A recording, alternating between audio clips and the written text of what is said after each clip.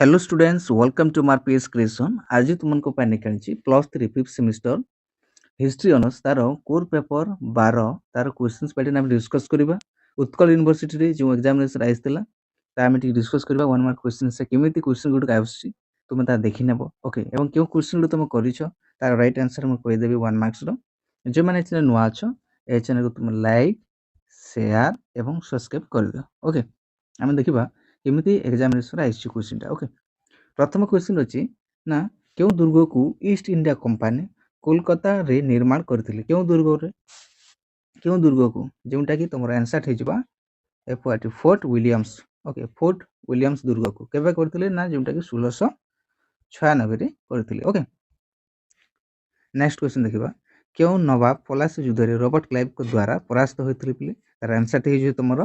सिराज उद दौला चतुर्थ इंग्रेज मैसूर युद्ध रे के परास्त निहित होइथिले तार आंसर टी कोन हबो जोंटा कि टिपू सुल्तान ओके ए युद्ध रे से परास्त होइथिले भारतर केउं शहर रे ईस्ट इंडिया कंपनी भारतर सुप्रीम कोर्ट निर्माण करथिले तार आंसर टी कोन हबो ना कोलकाता रे बिले कोलकाता हला ओके 1774 रे करथिले भारत रे नूतन पाठ्य नियम के प्रणयन करथिले वर्तमान के करथिले बोले कोन लिखबो ना आंसर लिखबो जोंटा कि एनईपी नेशनल एजुकेशन पॉलिसी जो लेहिछि हमरो 2020 2020 करछन्ते नरेंद्र मोदी ओके आगली करथिले इंदिरा गांधी करथिले ओके देखिबा नेक्स्ट क्वेश्चन क्यों इंग्रेज गवर्नर जनरल भारत रे चिरस्थायी बंदोबस्त प्रणयन करछि चिरस्थायी बंदोबस्त के प्रणयन करथिले वेरी इंपोर्टेंट क्वेश्चन एटा गुटे तमरा जोंटा कि हे जिवो लॉर्ड कर्नवालिस करथिले केबे करथिले ना 1793 रे करथिले ओके भारतीय अर्थनीतिक शोषणरू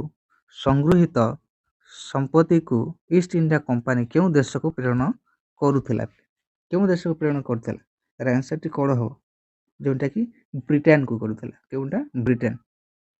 भारतर केउं प्रदेश रु सांताल माने प्रथमे विद्रोह आरंभ कले केउं ठारू आरंभ करथिले जोंटा कि आंसर हे जो तुम झारखंड रु स्टार्ट हला बिले ओके मन रखो झारखंड रु युद्धटा स्टार्ट हला केबे हला ना 1855 रे होइतिला सांताल विद्रोह जोंटा कि 55 56 ओके नेक्स्ट देखिबा केउं वर्ष ईस्ट इंडिया कंपनी सांताल विद्रोह को दमन करथिला केउं वर्ष करथिला जोंटा कि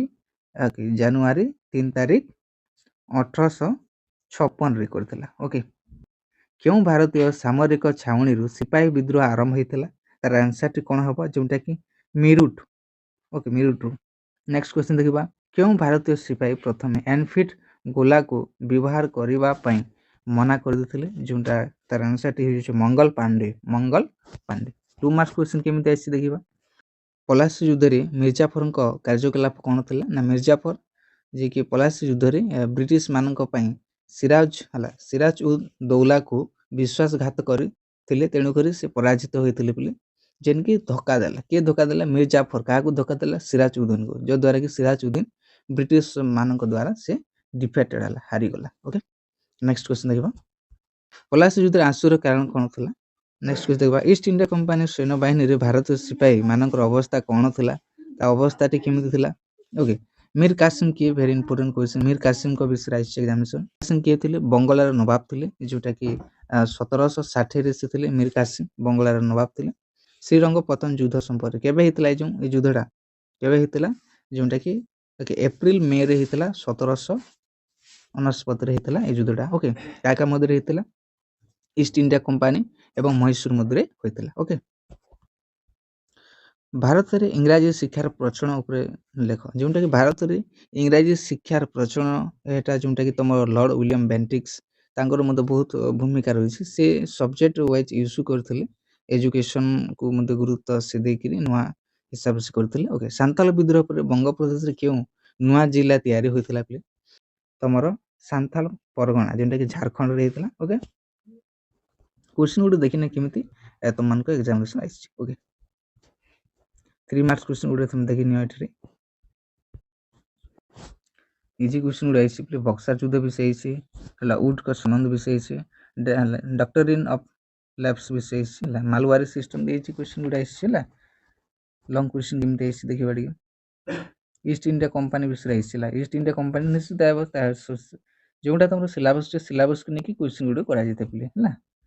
यूनिट वाइज टी भलसे पढ़ू निश्चित भाव में तुम क्रैक कर समस्त क्वेश्चन आंसर कर समस्त क्वेश्चन आंसर कर छाड़ ना क्वेश्चन ओके कलाहांडी यूनिवर्सिटी बर्तमान अच्छी तुम डिसेम्बर मसरे तुम एग्जाम अच्छी तेणुक क्वेश्चन तुम देखी नि निश्चित भाव में एमती आसो टी अलग आसो कलाहांडी यूनिवर्सिटी ओके जो मैंने नुआ अच्छे तुम लाइक शेयर और सब्सक्राइब कर दियो।